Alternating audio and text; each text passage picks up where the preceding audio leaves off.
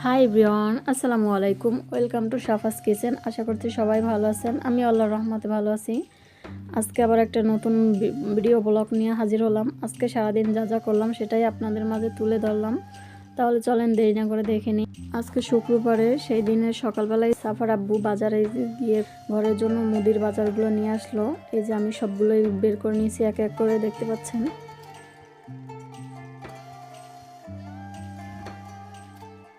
বাজারগুলো কিন্তু সম্পূর্ণ বের করে নেওয়া হয়ে গেছে। আর এখানে আমার মেয়ে আবার সকালে বলছে যে সেমাইটা দেখে সেমাই খাবে, সেই জন্য তার জন্য আজকে সেমাইটা রান্না করবো। আর এই সেমাইটা কিন্তু অনেক মজার, সেই জন্য আজকে তাড়াতাড়ি চলে আসলাম রান্নাঘরে, রান্না করব।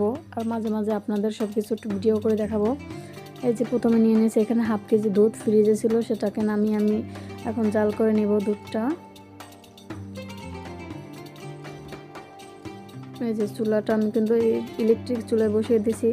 তারপরে এখন মাংসটা নামিয়ে নেব। ফ্রিজে মাংস আছে, মেয়ে বলছে যে গরুর মাংস দিয়ে বিরিয়ানি খাবে, তাই আজকে ঘরোয়া পদ্ধতিতে সহজ এবং ঝটপট করে কিন্তু মেয়েকে বিরিয়ানি রান্না করে দেব। ভাবলাম আপনাদের মাঝেও শেয়ার করি। জাস্ট আমি যেভাবে রান্না করি সহজে ঝটপট করে, সেভাবেই আপনাদের মাঝে তুলে ধরবো। আশা করছি আপনাদের কাছে ভালো লাগবে। যদি ভালো লাগে তাহলে অবশ্যই আমার চ্যানেলটা সাবস্ক্রাইব করবেন। তাহলে চলেন সেমাইটা রান্না করব। আগে মাংসটা বের করে নিয়েছি ফ্রিজ থেকে, মাংসটাকে এখন ভিজিয়ে নিব। মাংসটা ভিজতে থাক, এই ফাঁকে আমি সেমাইটাকে রান্না করে নেব। দুধগুলো কিন্তু গরম হয়ে যাচ্ছে, আর এই ফাঁকে আমি গুঁড়ো দুধটা কেটে নিলাম। গুঁড়ো দুধ দেবো এই সেমাইতে। লিকুইড দুধের সাথে যদি গুঁড়ো দুধটা মিক্স করে দেওয়া যায় তাহলে সেমাইটা কিন্তু খুব মজার হয়। এই যে সেমাইটাকে আমি এখন কেটে বের করে নেব। আর এই সেমাইটার সাথে আপনার কিশমিশ আর কাঠবাদাম কিন্তু সাথেই থাকে, এটার সাথেই থাকে। তা আমি সেমাইটা সাইড করে রেখে এখন প্যাকেট দুটো খুলবো। একটার ভিতর ছিল কিশমিশ আর একটার ভিতর ছিল বাদাম। এই যে এই বাদামগুলো আমি আবার পরিষ্কার করে কুচি করে নিব সেমাইতে দেওয়ার জন্য। খুবই মজার হয় কিন্তু এই সেমাইটার কোনো এক্সট্রা কোনো প্যারা নাই, সব কিছু যেহেতু সাথে থাকে। তারপরে এখানে দুধটা গরম হয়ে যাওয়ার পরে এখানে আমি চিনি দিয়ে দিলাম। চিনিটা দিয়ে ভালো করে নাড়াচাড়া করে এখন বলক উঠিয়ে নেওয়া অবধি অপেক্ষা করব। আর এখানে আমি সেমাইটা যে পাত্রে সেট করব সেটাকে আমি এখন ডেকোরেশন করে নিলাম। প্রথমে সেমাইগুলো দিয়ে দিলাম, তারপর দিয়ে দিলাম ওই যে গুঁড়ো দুধগুলো। আপনারা চাইলে লিকুইড দুধের সাথে জাল করতে পারেন, আমি এভাবেই দিলাম। তারপরে ওই যে কাজু, কাঠবাদাম আর কিশমিশগুলো দিয়ে দিলাম। তারপরে এই যে দুধটা জাল করা হয়ে গেছে, সেমাইয়ের ভিতর দিয়ে এখন ভালো করে নাড়াচাড়া করে দিয়ে এখন ঢেকে রাখবো। 5-10 মিনিটের মতো ঢেকে রাখবো, তাইলে কিন্তু সেমাইটা সুন্দর মতো হয়ে যাবে। এই যে দেখেন সেমাইটা কিন্তু খুব সুন্দরভাবে হয়ে গেছে। এভাবে রান্না করে দেখবেন, খুবই টেস্টি আর মজাদার হয়। দেখেন আমার মেয়ে খেয়ে কিন্তু খুবই মজা বলছে, অনেক মজা হয়েছে ওর কাছে। এই তো সকালে এইটা খেয়ে নিল। হয়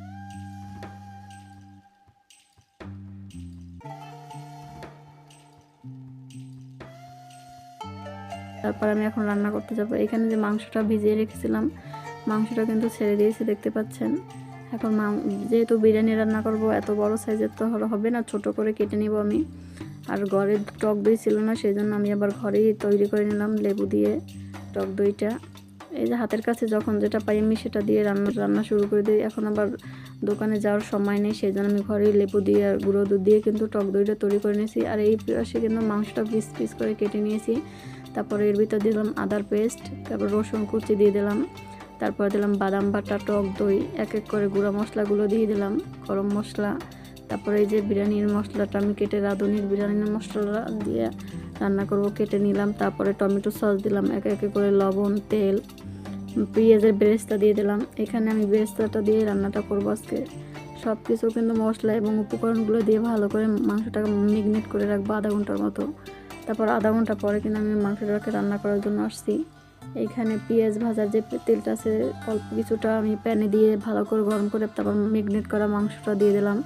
যেহেতু এই রান্নাটা আমি তেলের পরিমাণটা মাখানোর সময় বেশি দিয়েছি, সেই জন্য অল্প একটু দিয়েছি যাতে কড়াইটা না লাগে, সেই জন্য দিয়ে ভালো কিন্তু বসিয়ে দিয়েছি। আর এই ফাঁকে পোলাও চালটা আমি ধুয়ে নিলাম। এই যে দেখেন মাংসটা কিন্তু আপনার পানি ছেড়ে দিয়েছে, তেলও ছেড়ে দিয়েছে, মাংসটা কষানো হয়ে গেছে প্রায়। এখন ঝোল দিয়ে দেবো যাতে সিদ্ধ হয় মাংসটা, সেই জন্য এই যে ঝোলটা দিয়ে এখন ঢাকনা দিয়ে রান্না করব বেশ কিছুক্ষণ। তারপরে যখন পানিটা শুকিয়ে যাবে তখন মাংসটাকে আলাদা করে নেব। এখন আলাদা করে মাংসটা বাদ দিয়ে তারপর ওই ভিতর যে গ্রেভিগুলো থাকে তার ভিতর পোলাও চাল, তারপরে স্বাদ মতো কাঁচামরিচ দিয়ে দেবো অল্প একটু বিরিয়ানির মশলা, আর দিয়ে দেবো স্বাদ মতো লবণ দিয়ে ভালো করে কিন্তু চালটাকে ভেজে নিতে হবে। বেশ কিছুক্ষণ ধরে কিন্তু কষাতে হবে চালটা, যতক্ষণ না ঝরঝরা হয়। পরিমাণ মতো পানি আর আলু বোখরা আর কিশমিশ দিয়ে দিলাম।